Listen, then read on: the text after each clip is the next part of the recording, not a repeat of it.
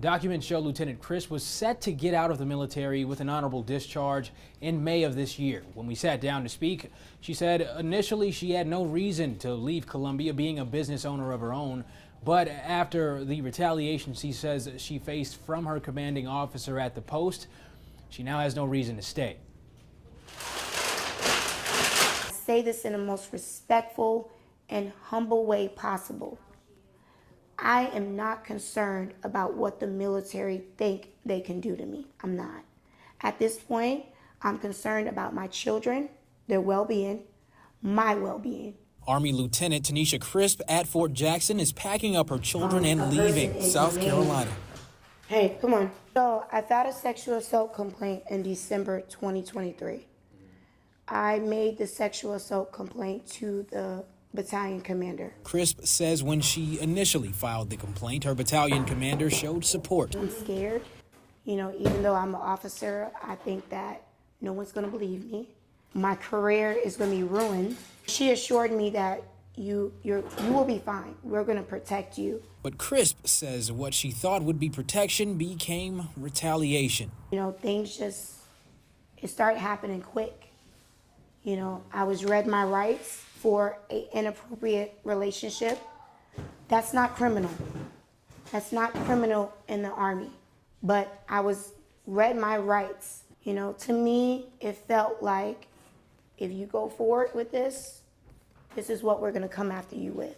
Crisp says some of the alleged harassment happened outside the base, showing a text message conversation with a picture of a negative Yelp review of her personal business.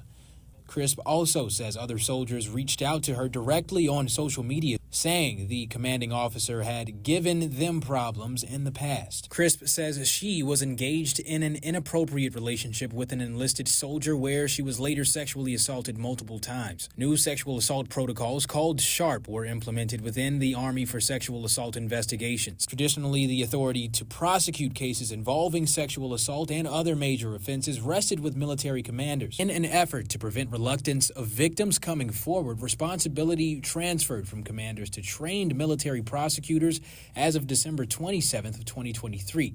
Crisp filed her claim on the 28th. In a statement, a spokesperson from the Post says in part SHARP protocols were followed. This is still an open investigation. Now packed up, Crisp says she is ready to move away and start over.